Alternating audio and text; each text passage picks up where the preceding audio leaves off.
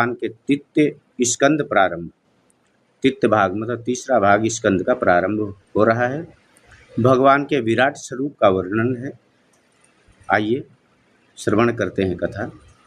और आप सबको प्यार भरा राम राम जरूर है, उसके बाद में कथा सुनाते हैं। चलिए अभी कथा सुना देते हैं। श्री सुखदेव जी कहते हैं, हे राजन, जिन ग्रहों को आत्मा का ज्ञान नहीं है उनको बहुत से विषय सुनने चाहिए।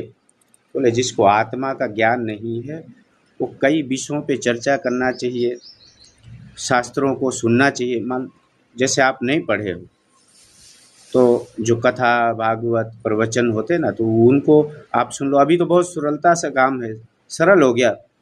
अभी सोशल मीडिया पे आप कुछ भी सुन सकते हैं, रामायण गीता भागवत अच्छे अच्छे संतों के प्रवचन भी सुन सकते हैं। तो ज़रूर सुना करें ताकि आप अपने धर्म के बारे में ज़्यादा जान सकें और ज़्यादा उस पर अमल कर सकें। तो फंसे रहते हो तो कुछ भी नहीं जान सकते। उनकी आयु गृहस्थी में ही बीत जाती है। जो कुछ जान नहीं पाते वो गृहस्थी में ही मर जाते। कुछ ठीक है, गृहस्थी तो सबको ही, आप गृहस्थ भगवान ने गृहस्थ बनाए हैं तो बिना गृहस्थ के तो संसार भी नहीं चलता है, क्योंकि साधु भी तो गृहस्थ से ही आते हैं। तो गृहस्थी भी ज़रूरी है और परमात्मा की तरफ लगाव भी जो है ज़रूरी है। और हम आप जो भी हैं सत्संग प्रवचन के माध्यम से बहुत कुछ जान सकते हैं, बहुत कुछ सीख सकते हैं। गृहस्थी में ही बीत जाती है। हे राजन, जो शास्त्र की विद्या अथवा निषेध को ग्रहण नहीं करते हैं तथा जो ब्रह्म में लय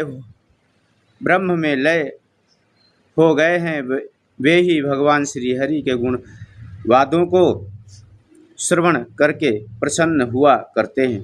जो भगवान के भक्त हैं वो तो उसमें ही खुश रहते हैं, आप अपने में मुस्कुराते रहते हैं, भगवान से बातें करते रहते हैं। भगवान से बातें करने के लिए कोई ज़रूरी नहीं है कि आप उनके समक्ष ही जा कर के बात करें। यदि आपने ऐसा विचार आ गया ना कि मेरे हर समय साथ में भगवान है और हम बात जो कर रहे हो भगवान हमारी सुन रहे, तो आपकी बात ज़रूर सुनी जाती है। बस वो भाव पैदा करना होता है। प्रसन्न हुआ करते हैं। जय मैं जिस पुराण का वर्णन कर रहा हूँ वही श्रीमद् भागवत के नाम से प्रसिद्ध होगी। बोले जिस भागवत का मैं वर्णन कर रहा हूँ, जिस पुस्तक को मैंने लिखा है, तो वही श्रीमद् भागवत के नाम से जानी जाएगी।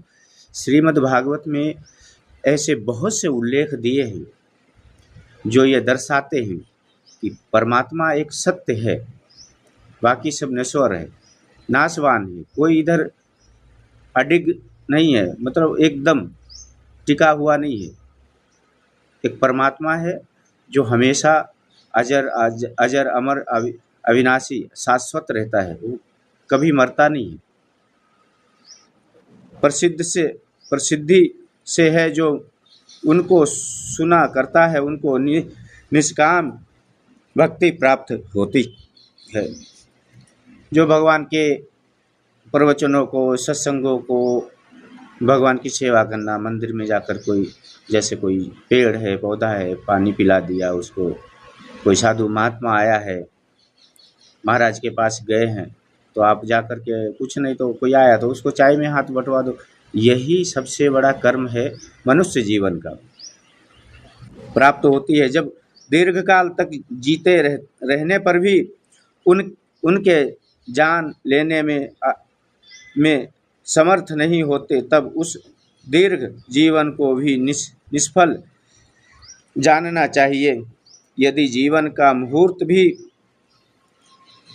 इस ज्ञान का लाभ कर ले तो उस जीवन को ही उत्तम कहा गया है। हे राजन, देवासुर संग्राम में देवताओं ने राजा खट्टवंग को वार देना चाहा। राजा ने पूछा कि जीवन कितना शेष है। उन्होंने केवल 4 घड़ी शेष बताया। राजा ने तुरंत विमान द्वारा बैठे हुए अयोध्या आया और 2 घड़ी में सारी कामनाओं को छोड़कर भगवान वासुदेव का सहारा लिया, मुक्ति हो गई। आपकी आयु में तो अभी 7 दिन बाकी है। यातनाएं आपको परलोक के, बोले वो तो 2 घड़ी में परलोक को सिधार गए। सच्चे मन से की हुई भगवान की प्रार्थना भगवान अवश्य सुनता है, पर भाव सच्चा होना चाहिए। यदि भाव में तुम्हारे गड़बड़ है तो ना कोई साधु महात्मा उसको ठीक कर सकता है और ना कोई कुछ। साधु महात्मा भी परमात्मा से प्रार्थना करता है, आप जो देते हैं नहीं भी देते हैं या कैसे भी है, साधु के लिए समदृष्टि होती है, चाहे वो पैसे वाला हो, चाहे कंगाल हो, चाहे कोई भी। एक भाव जो रखता है उसी का नाम साधुता होता है। तो रह गई बात मुक्ति की, मुक्ति तो 2 मिनट में भी मिलती है।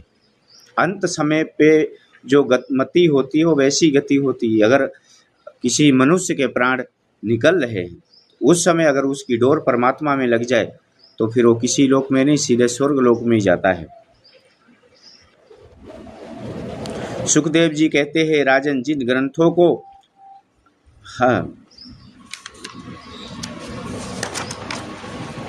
हितकारी कर्मों को करना चाहिए, मनुष्य को यही उचित है कि अनंत समय पर विजय कामना को छोड़कर वैराग्य का अवलंबन करें। पंडित को जल में स्नान कर शून्य स्थान में आसन पर विराजमान होकर अभ्यास करना चाहिए। यदि कोई ब्राह्मण है तो वो भी निरंतर अभ्यास करता रहे तो ही अच्छी बात है। जैसे बहुत से होते हैं ब्राह्मण भाई हमारे कि जो नहीं करते, कुछ करते भी नहीं है, कुछ मानते भी नहीं। समाज में तो हर प्रकार के लोग होते हैं। आसन पर विराजमान होकर ऊंचे अभ्यास करना चाहिए। संसार को सांस रोक कर मन को दमन करना चाहिए। धारण के सिद्ध होते ही योगी की सिद्धि हो जाती है। परीक्षित बोले, हे ब्राह्मण, उस धारण को किस तरह किया जाए? श्री सुखदेव जी ने कहा, हे राजन, मैं भगवान के विराट स्वरूप का वर्णन करता हूँ, सो आप एकाग्र चित्त होकर सुनिए। भगवान वासुदेव के सारे